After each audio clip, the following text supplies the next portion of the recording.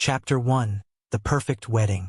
It was a cold and rainy night in the city of Albrook, the kind of night where secrets hide in the shadows and mysteries unfold. The city lights flickered like lost stars in the black sea of the night sky. At the top of an old building, Detective Jack Malone's office was a beacon of yellow light in the storm.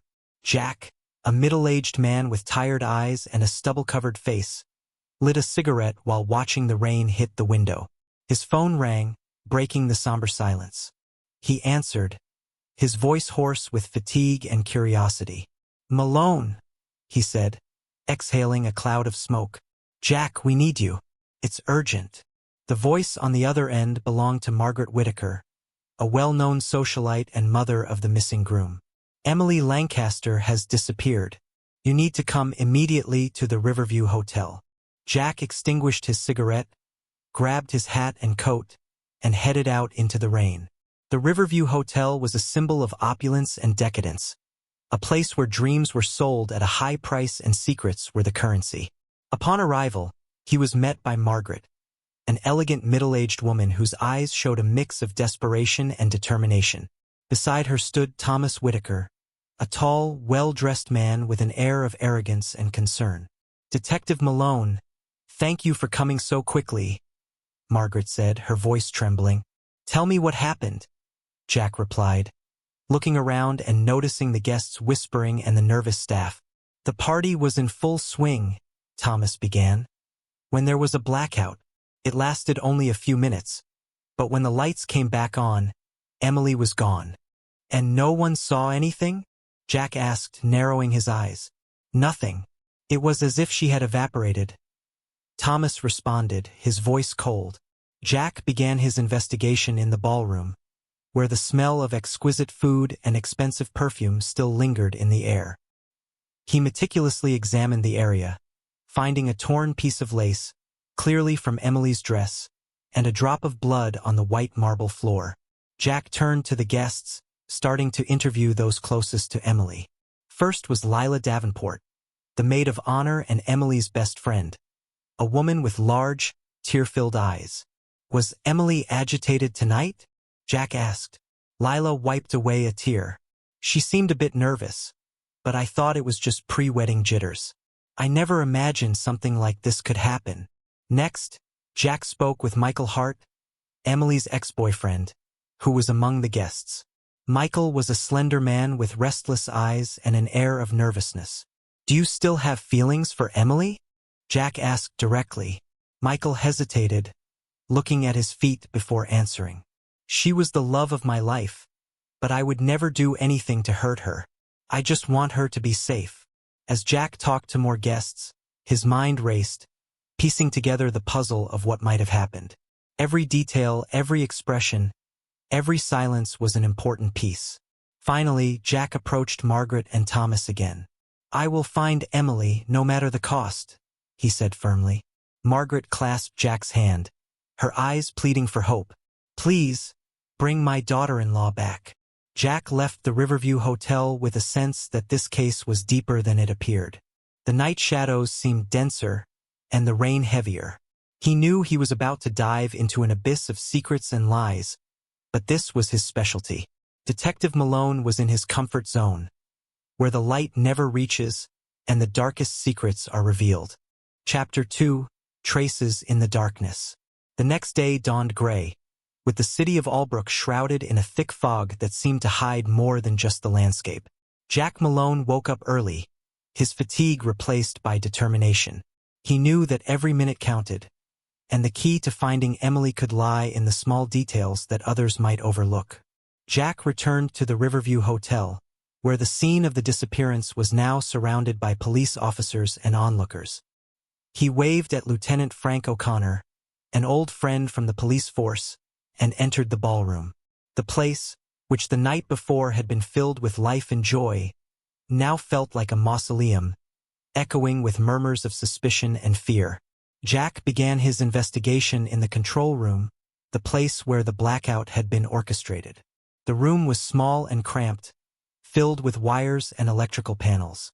Jack found the technician in charge, a burly man with a thick mustache named Joe. "Joe, what can you tell me about the blackout?"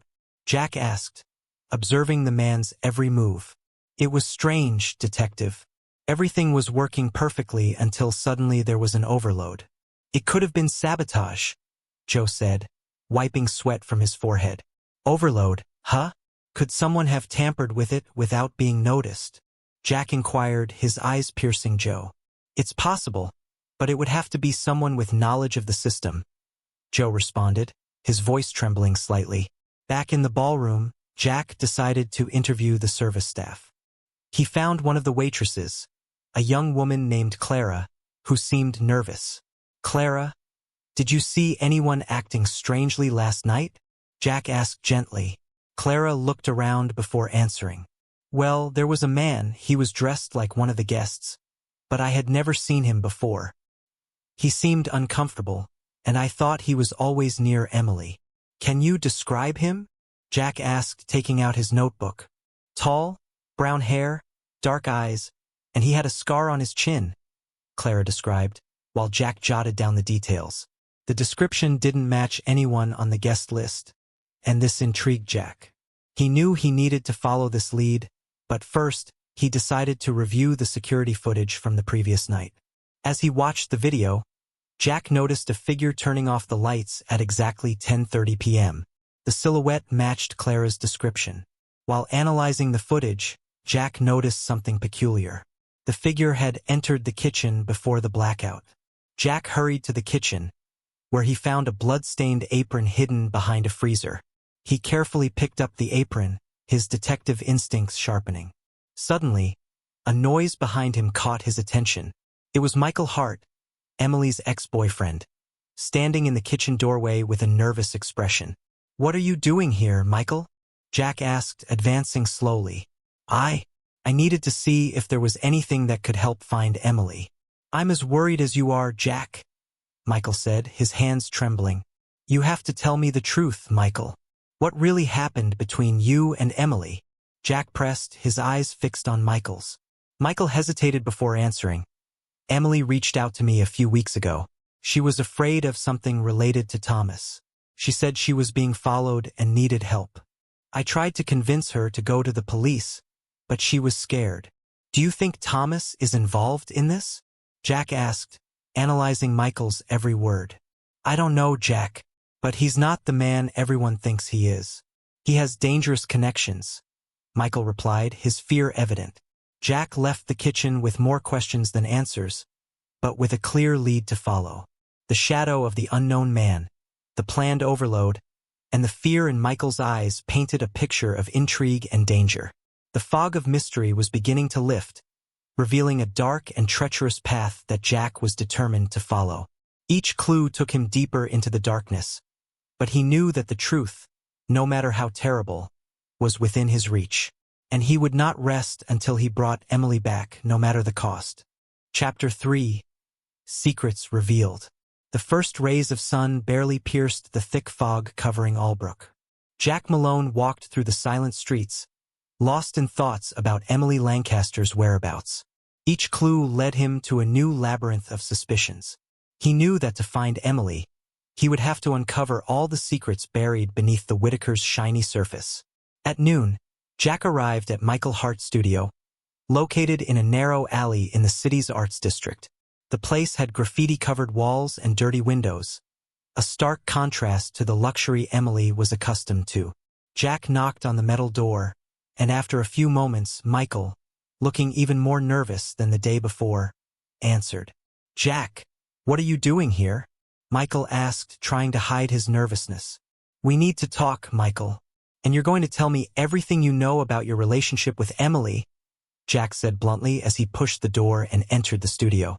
The interior of the studio was an organized mess of unfinished canvases, brushes, and paints scattered on the floor. Michael sighed, resigned, and indicated a chair for Jack to sit. Emily and we've known each other for years.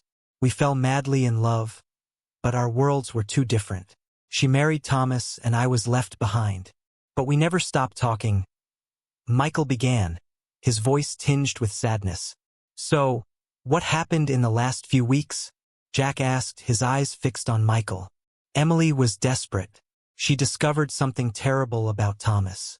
She didn't tell me the details but mentioned he was involved in illegal activities. She was scared, Jack.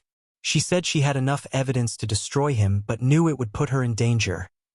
Michael revealed, his voice breaking. And you tried to help her escape? Jack asked once again directly. Yes, we tried to plan an escape, but she disappeared before we could do anything. Michael replied, tears in his eyes. While Michael spoke, Jack noticed a partially covered painting in the corner of the studio. It was a portrait of Emily, but there was something different about it. He approached and pulled the sheet covering the artwork, revealing an inscription in the lower corner. Forever together, despite the dangers, Jack read aloud. Michael swallowed hard. She asked me to paint this, said it was a memento of our love, in case something happened. Jack knew he needed to follow another lead. He left Michael's studio with a mix of pity and determination. His next stop was the Whitaker mansion, where he hoped to find answers directly from Thomas. Upon arriving at the mansion, he was greeted by a security guard. But Jack showed his badge and was taken to Thomas's office. The environment was luxurious, with mahogany furniture and a crackling fireplace. Thomas sat behind a large desk, his cold eyes fixed on Jack. Malone, I hope you have news, Thomas said, his voice calm but laden with expectation. I have some questions, Whitaker, and you're going to answer if you want me to find your wife, Jack replied, undeterred. Thomas leaned forward, his eyes gleaming with contained rage. Ask your questions.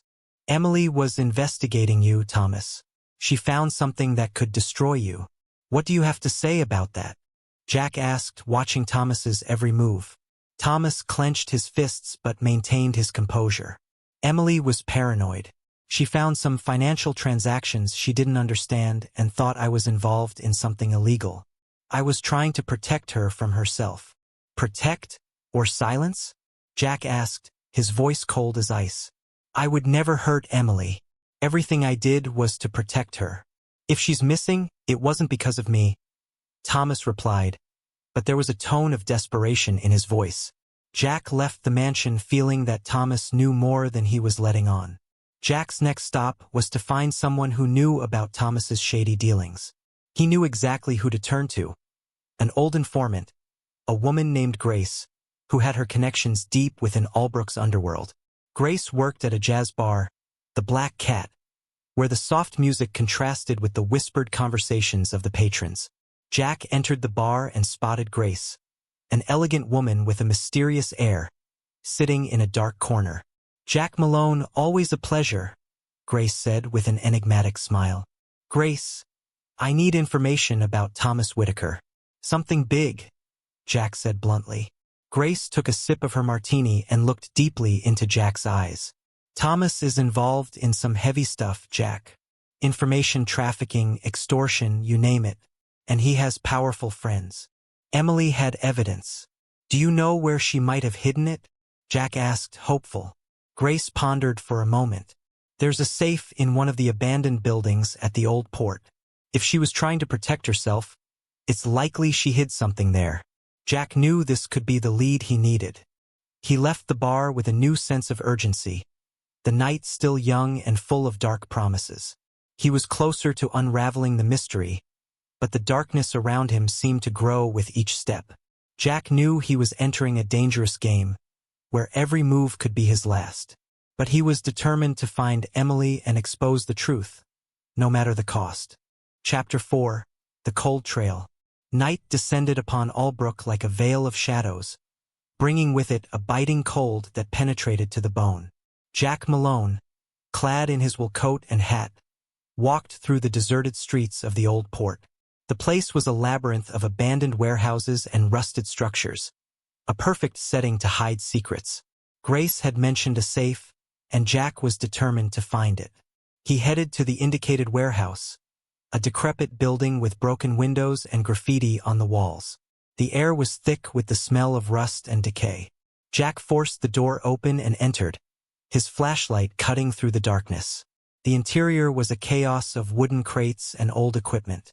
He searched the place carefully, moving quietly to avoid making noise. His eyes scanned for anything out of place. After an hour of searching, he found a metal panel on the floor, hidden under a pile of crates. Jack knelt down and, with effort, managed to open the panel, revealing a staircase descending into a basement. With his flashlight in one hand and his gun in the other, Jack cautiously descended the steps. The basement was small, with concrete walls and a large safe in the corner. Jack approached, examining the safe. There were scratch marks around the combination panel, indicating someone had recently tried to open it. He tried a few combinations without success. Frustrated, he remembered Grace's words and the inscription on Emily's portrait. "Forever together, despite the dangers," Jack murmured, turning the dial to the corresponding letters. With a satisfying click, the safe opened. Inside, there was a stack of documents and a flash drive. Jack quickly put everything in his briefcase and started to climb back up. When he emerged from the warehouse, he realized he was not alone. 3 men with hard expressions and dark clothes blocked his exit. "Malone, looks like you found something you shouldn't have," said one of them, a scar running down his chin. Jack recognized the man from Clara's description. "You must be the man with the scar. Who sent you?" The man smiled without humor. "That's none of your business. Hand over the documents, and maybe you'll walk out of here alive." Jack knew he had little choice. He needed time to escape. "Fine. Here you go," he said, throwing the briefcase to the ground and then firing a shot at the warehouse, causing the rusted structure to start collapsing. In the ensuing chaos, Jack ran, zigzagging through the debris, while the men tried to recover the documents. He escaped through a narrow alley and disappeared into the night. Jack drove back to his office, his heart still racing from the escape. There, he began examining the documents. They were detailed and incriminating, describing illegal transactions, bribes, and Thomas Whitaker's connections to organized crime. The flash drive contained videos and audio recordings that made it clear Emily had been threatened and was trying to protect herself. However, one thing caught Jack's attention more than anything: a letter from Emily. It was addressed to him, as if she knew he would be the one to find it. "Jack, if you are reading this, it means I am in great danger. Thomas is not the man he appears to be. He threatened me when I discovered his shady dealings. If something happens to me, know that I trust you to bring justice. There is one last place where you might find me, a place where we met for the first time. Emily." Jack remembered the place. It was a small park outside the city, where Emily and Michael used to meet in secret. He knew he had to go there, but he also knew Thomas's men would be looking for him. Prepared for the confrontation, Jack grabbed his gun and left. The night was still young, and the trail he was following was becoming increasingly dangerous. He was determined to find Emily and expose the truth, no matter the cost. When Jack arrived at the park, the moon was high in the sky, illuminating the stone path leading to the heart of the place. He walked silently, senses alert, until he reached a wooden bench, the spot where Emily and Michael had first met. On the bench was a small package. Jack opened it carefully, finding a cell phone and a note. "Jack, if something happens to me, call this number. It's the only person we can trust." Jack dialed the number, and after a few rings, a familiar voice answered. "Jack, it's Lieutenant O'Connor. What did you find?" "Frank, I have enough evidence to arrest Thomas and his men, but I need your help to ensure Emily's safety," Jack replied, the urgency in his voice evident. "I'm on my way, Jack. Stay safe," O'Connor said before hanging up. As Jack waited, he felt someone approaching. He turned, gun in hand, only to see Emily, fragile and scared, emerging from the shadows. "Jack," she whispered, running into his arms. "I thought I would never see you again." "It's okay, Emily. We're going to get you out of here," Jack said, holding her tightly. But before they could leave, Thomas's men appeared, guns drawn. Jack knew he was outnumbered, but he also knew he had the truth on his side. The final confrontation was about to begin, and Jack was prepared to fight to the end to protect Emily and expose the truth. The night was full of dangers, but he was determined to illuminate the shadows with justice. Chapter 5. the dark truth. The tension in the park was palpable. Jack Malone, with Emily Lancaster at his side, was surrounded by Thomas Whitaker's henchmen. The shadows moved around them like predators, ready to pounce. But Jack was not a man who was easily intimidated. With his gun in hand, he was prepared to fight for the truth and for Emily's safety. "Jack, what are we going to do?" Emily whispered, her voice trembling with fear. "Stay behind me. I won't let anything happen to you," Jack responded, keeping his eyes fixed on the men in front of him. Suddenly, the sound of sirens cut through the night's tension. The red and blue lights of police cars lit up the park, and Lieutenant Frank O'Connor appeared with a team of armed officers. "Drop your weapons. You are surrounded," O'Connor shouted, his authoritative voice echoing in the silent night. The henchmen hesitated, exchanging uncertain glances. Jack seized the distraction to move, protecting Emily as he approached O'Connor. The police presence shifted the dynamic of the confrontation, and Thomas's henchmen began to retreat. "Emily, you're safe now. We're taking you to a secure place," said O'Connor, as his men handcuffed the henchmen. Jack knew this victory was only temporary. He still needed to confront Thomas and ensure he paid for his crimes. With Emily under police protection, Jack and O'Connor returned to the detective's office to review the evidence he had found. "These documents are devastating, Jack," said O'Connor, examining the papers and the flash drive. "With this, we can bring down Thomas and his entire operation. Emily took a great risk gathering this evidence. We need to make sure this ends once and for all," Jack replied, his voice firm. The next morning, Jack and O'Connor organized an operation to arrest Thomas Whitaker. They knew he would be in his office, atop the tallest building in the city, where he felt untouchable. The team of police officers and investigators positioned themselves strategically, ready to act. When Jack and O'Connor entered the building, the atmosphere was one of tense anticipation. They rode the elevator in silence, each floor bringing them closer to the final confrontation. When the doors opened on the top floor, they were met by Thomas, surrounded by his lawyers and advisors. "Malone, what are you doing here?" Thomas asked, trying to maintain his composure. "Thomas Whitaker, you are under arrest for extortion, bribery, and conspiracy to commit crimes," O'Connor announced, displaying the arrest warrant. Thomas laughed, a cold, humorless laugh. "You think you can bring me down with a few charges? I have powerful friends. And we have evidence," Jack said, throwing the documents onto Thomas's desk. "Evidence that Emily gathered, risking her life. Your game is over, Thomas." Thomas's eyes narrowed with rage, but he knew he was cornered.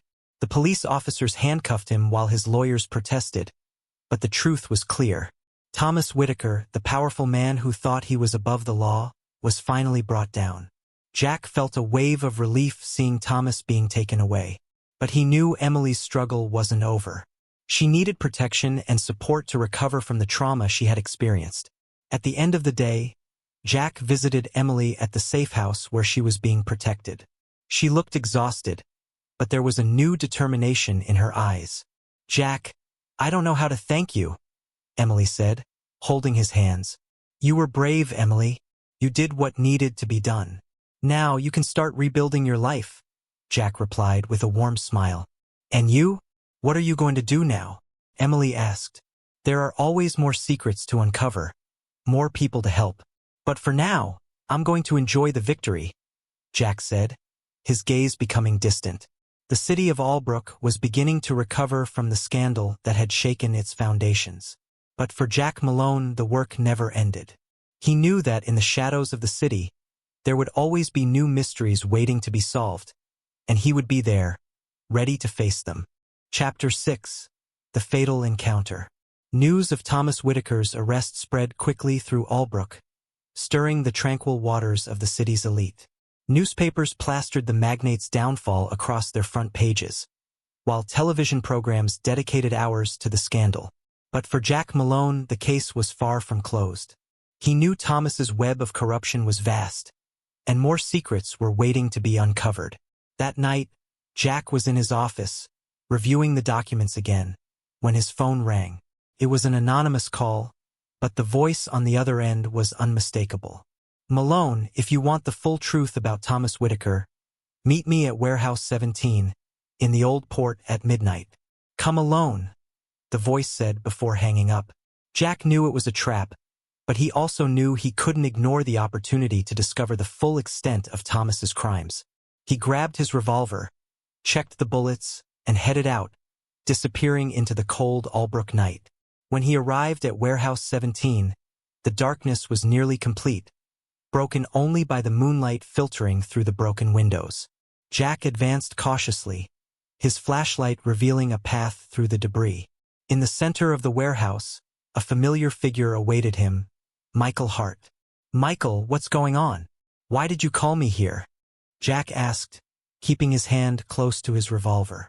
"I had no choice, Jack," Michael replied, his voice trembling. "They found me and forced me to bring you here." Before Jack could react, the sound of heavy footsteps filled the air. Thomas's henchmen emerged from the shadows, armed and ready for confrontation. The scar-faced man, the leader of the henchmen, stood at the front, a cruel smile on his face. "Good evening, Detective Malone. It seems you've arrived exactly where we wanted," he said, his voice dripping with malice. "Michael, get out of here now," Jack shouted, drawing his gun. But it was too late. One of the henchmen struck Michael with the butt of his gun, knocking him to the ground. Jack fired, hitting one of the men, but the others advanced, forcing him to retreat. The confrontation was intense, with gunshots echoing through the warehouse and debris flying everywhere. Jack managed to hide behind a stack of crates, reloading his gun as the henchmen searched for him. He knew he needed a strategy. Surveying the surroundings, he saw a stack of barrels precariously piled up. If he could knock them over, he could create a distraction. With a precise shot, Jack hit the base of the barrels, causing them to roll and fall, creating chaos in the warehouse. Taking advantage of the confusion, he moved quickly, taking down one henchman after another. Finally, only the scar-faced man remained. "You're good, Malone, but that's not going to save you," the man said, raising his gun. Before he could fire, Jack shot him, hitting his shoulder and bringing him to his knees. Jack approached, his gun pointed directly at the man's head. "Who's behind this? Thomas is in jail. Who's in charge now?" Jack demanded. The man laughed despite his pain. "You really think it ends with Thomas? He has powerful allies, Malone. Allies who won't stop until you're dead." Jack struck the man, knocking him out, and ran to help Michael, who was gravely injured but still conscious. "Jack, I'm sorry. I had no choice," Michael murmured, his voice faltering. "It's going to be okay, Michael. I'm getting you out of here," Jack said, trying to keep him awake. He called an ambulance and waited by Michael's side until it arrived. Michael was rushed to the hospital, his life hanging by a thread. Jack knew he had to act quickly. He returned to the warehouse, took a phone from one of the henchmen, and found the most recent contact. A cryptic message. "Deliver the detective. The boss wants to see him," the message read. Jack had a new objective. He needed to find out who the real boss behind Thomas Whitaker was. And he knew exactly where to start. Visiting Thomas's old contacts. Those who could reveal the web of power and corruption still hiding in Albrook's shadows. The night was far from over, and darkness continued to envelop the city. But Jack was more determined than ever to bring the truth to light, even if it meant facing the most dangerous enemies he had ever encountered. Chapter 7: Race Against Time. The sun had barely risen when Jack Malone left the hospital. Michael Hart was in critical but stable condition, under police protection. Jack knew the window to act was short. If there was a boss behind Thomas Whitaker, he had to be found quickly before more lives were threatened. Jack drove through the sleepy streets of Albrook, the city still drowsy under the morning light. He headed towards the financial district, where Thomas ran his business operations. But he wasn't heading to the luxurious offices. He sought something more obscure, a clandestine gambling den run by an old associate of Thomas, a man named Victor Costa. Victor Costa was one of the most respected and feared names in Albrook's underworld. His reputation for cold efficiency made him a powerful ally and a deadly enemy. Jack knew that if anyone had information about the mastermind behind Thomas, it would be Victor. Arriving at the gambling den, a discreet building with darkened windows, Jack entered without ceremony. The room was thick with cigarette smoke, filled with men and women gambling at card tables and roulette wheels. Jack ignored the curious glances and headed straight for Victor's office in the back. The door opened before Jack could knock. 2 burly guards stared him down, but a smooth voice from inside caught his attention. "Let him in," said Victor, seated behind a mahogany desk, surrounded by red velvet curtains. "Victor, we need to talk," Jack said, entering the office and closing the door behind him. "Malone, it's been a while. What brings you to my humble establishment?"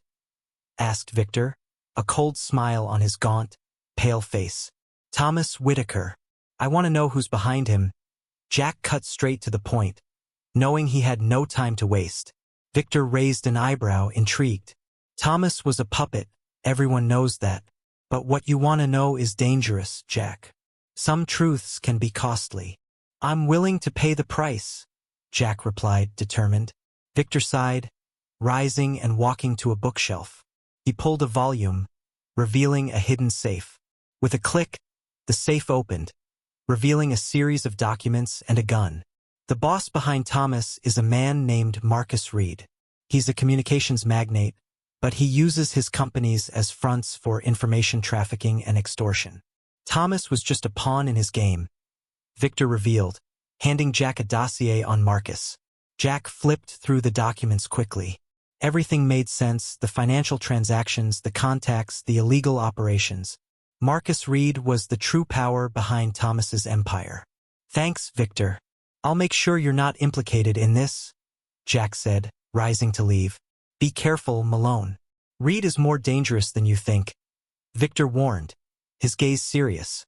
Jack left the gambling den with renewed determination. He knew where to find Marcus Reed, in his luxurious penthouse in the heart of the city. Jack drove to the imposing building, a symbol of wealth and power, and prepared for the final confrontation. Arriving at the building, Jack showed his badge to the doorman and went straight to the elevator. The ride up was silent, each floor bringing him closer to Reed. When the elevator doors opened on the top floor, he was greeted by a vast hall with floor-to-ceiling windows offering a stunning view of the city. "Mr. Reed, I'm here to talk about Thomas Whitaker," Jack said, his voice echoing in the empty space. Marcus Reed, a middle-aged man with graying hair and an impeccable suit, sat in a leather armchair, a glass of wine in hand.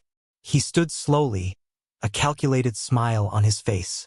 "Detective Malone, what a pleasant surprise. Please have a seat," Reed said, gesturing to a nearby chair. "I prefer to stand. Let's get straight to the point. I know you're behind Thomas's crimes. I have enough evidence to put you in jail," Jack said, throwing the dossier onto the glass table. Reed glanced at the documents with disinterest before turning his attention back to Jack. "You really think you can bring me down with these papers? I am untouchable, Malone. My influence extends beyond what you can imagine." "Everyone has a weakness, Reed, and I'll find yours," Jack retorted, stepping forward menacingly. Before he could make another move, Jack felt a presence behind him.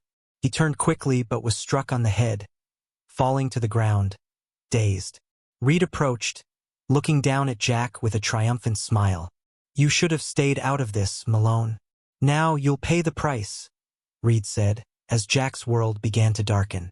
When Jack regained consciousness, he was tied to a chair in a dark basement, his hands aching from the blows. Reed stood before him, surrounded by his henchmen.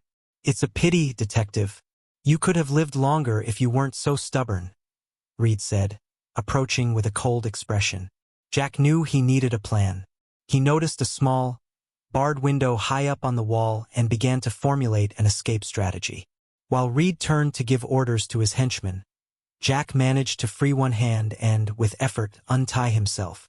With a quick move, he attacked the nearest henchman, disarming him and creating a distraction. The basement turned into a battlefield, with Jack fighting for his life. He managed to overpower the henchmen one by one, using every available resource. Finally, only Jack and Reed remained. The magnate tried to flee, but Jack caught up with him, knocking him to the ground. "It's over, Reed. You'll pay for everything," Jack said, handcuffing him. The police arrived minutes later, thanks to a distress signal Jack had managed to send during the fight.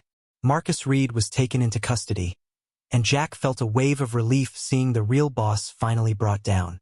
Jack emerged from the basement, breathing the fresh night air.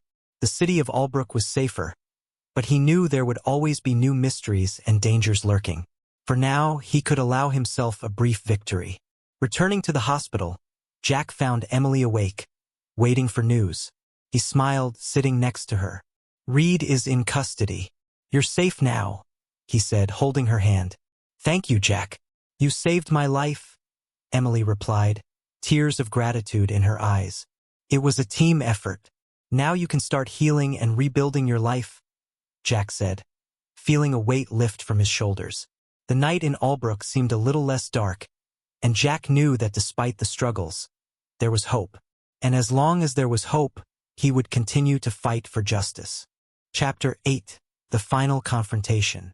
The city of Albrook was slowly waking up to a new day, but for Jack Malone, the night was not yet over.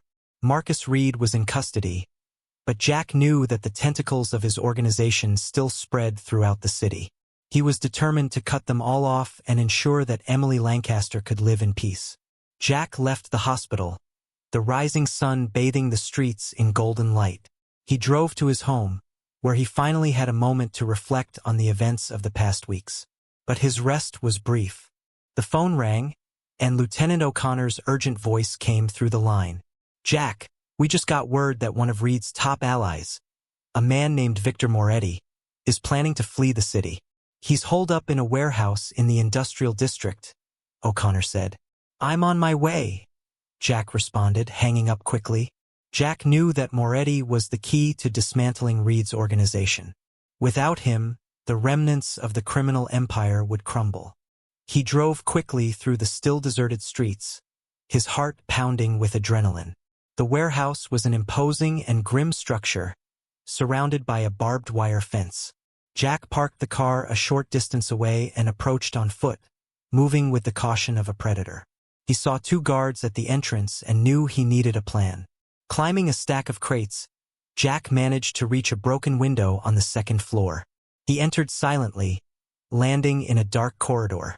Moving skillfully, he avoided the guards and approached the main room, where he heard voices. Victor Moretti stood in the center of the room, surrounded by armed henchmen and crates of contraband. He was a burly man with cold, calculating eyes. Jack knew the only way to deal with him was a direct confrontation. "Anyone else want to try their luck against Reed's organization?" Moretti said with a sneering smile. Jack stepped forward, his gun pointed directly at Moretti. "I'll try." "Victor Moretti, you're under arrest." Moretti's henchmen reacted immediately, drawing their weapons, but Jack was faster. With deadly precision, he fired, taking down 2 of them before they could react. The room turned into a battlefield, with gunfire and screams echoing off the metal walls. Moretti tried to escape through the back door, but Jack pursued him. They ran through the dark corridors of the warehouse, their footsteps echoing like thunder. Jack was determined not to let Moretti get away. Finally, they reached a dead end. Moretti turned, drawing a knife and lunging at Jack. The fight was fierce and brutal. Jack dodged the blows with agility but knew he needed to disarm Moretti quickly. With a calculated move, Jack managed to knock the knife from Moretti's hand and pinned him against the wall, cuffing him. Hearing police sirens in the distance, he knew help was on the way. "It's over, Moretti. Reed is in custody, and you're joining him," Jack said, his voice firm. Moretti laughed, a bitter and desperate sound. "You think this ends here, Malone? There will always be someone to take Reed's place." "Maybe, but not today," Jack replied, as the police arrived and took Moretti away. With Moretti in custody, Reed's organization began to collapse. Jack knew it would take time to completely eradicate the corruption in Albrook, but each step was a victory. Days later, Jack met with Emily in a quiet cafe in the city center. She seemed more at peace, starting to regain the sparkle she had lost. "Emily, how are you feeling?" Jack asked, taking a sip of coffee. "Better, Jack. Knowing Reed and his men are in custody gives me hope that things will get better," Emily replied with a shy smile. "You were brave. I couldn't have done it without you," Jack said sincerely. Emily took Jack's hand. "And now, Jack, what will you do?" Jack looked at the horizon, the city bathed in the morning sun. "There's still a lot to be done, Emily. There will always be new cases, new mysteries. But for now, I'll enjoy this small victory." The two stood up and walked together through the bustling streets of Albrook, knowing that despite the shadows that might still arise, the light would always find a way to shine. Jack was ready to face any challenge the future might bring, always with the same purpose: to bring justice and protect those in need. And so, the story of the mystery of the missing bride came to an end. But for Jack Malone, the work never ended. The city of Albrook, with all its secrets and dangers, still needed a detective brave enough to face the darkness and illuminate the truth.